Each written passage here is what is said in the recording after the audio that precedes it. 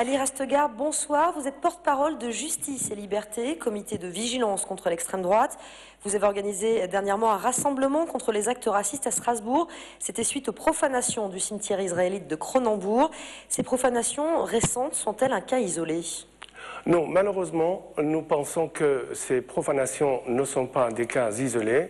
Bien sûr, nous avons observé une baisse des profanations durant ces 5-6 derniers mois, mais ces profanations vont se développer aussi bien à cause des échéances électorales qu'à cause de la thématique de l'identité nationale qui a été imposée par le pouvoir aux Français.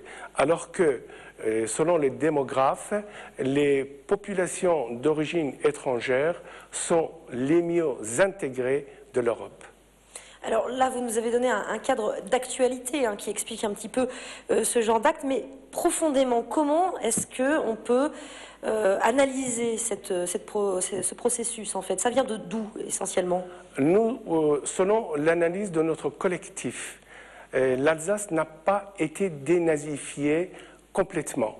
C'est-à-dire il y a toujours des nostalgiques du XIIIe Reich qui agissent comme des cellules dormantes. Et ces nostalgiques profitent de telle ou telle occasion pour manifester leur nostalgie et pour nous dire qu'ils sont là et qu'il faudrait en tenir compte. Ce que vous nous dites, c'est que l'Alsace est vraiment, c'est la région française qui connaît le plus de problèmes de dérive et d'extrême droite aujourd'hui? Oui et non. C'est-à-dire qu'il y a un problème qui est lié à l'Alsace. C'est-à-dire l'Alsace a été ballottée entre deux empires, l'empire allemand et l'empire français, et l'assimilation n'a pas été bien menée, ce qui fait qu'il reste des traces de mauvaise assimilation des Alsaciens qui poussent les Alsaciens à manifester leur particularisme, mais en même temps, il y a effectivement une minorité nostalgique du Troisième Reich qui se manifeste à telle ou telle occasion. Alors, si l'Alsace vote par rapport aux autres régions françaises massivement pour l'extrême droite, surtout pour le Front National, il y a des causes, comme j'ai dit, des causes qui remontent au temps où l'Alsace a été ballottée entre ces deux empires, et notre collectif sépare le cas des Alsaciens qui ont des problèmes d'identité ou des problèmes liés à leur particularisme du cas de ceux qui sont restés nostalgiques du Troisième Reich. Ils signent, quand ils profanent un cimetière juif ou bien un cimetière musulman, on trouve des croix gammées ou bien Judenraus.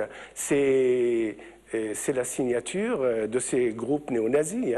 Il n'y a pas de doute. Comment est-ce qu'on peut lutter aujourd'hui alors contre ces groupuscules justement?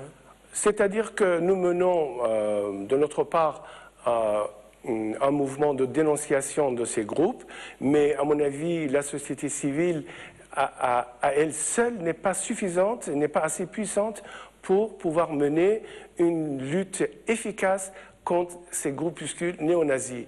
Il y a également un effort qui est demandé à l'État, au gouvernement, pour mener des actions efficaces contre ces groupes. Mais malheureusement, nous constatons que le pouvoir actuel, avec ces provocations en imposant des thèmes comme l'identité nationale, comme la burqa, travaille en fait consciemment ou inconsciemment dans l'intérêt de ces groupuscules. Donc il faudrait un pouvoir résolument antifasciste qui essaye d'avancer des thématiques qui rassemblent, pas des thématiques qui divisent, pour aider la société civile à mener ce travail de dénonciation et d'instruction de nos citoyens pour mieux combattre ce phénomène qui est vraiment nuisible à la cohésion sociale. Ali Rastegar, merci beaucoup d'avoir été notre invité ce soir. Merci à vous.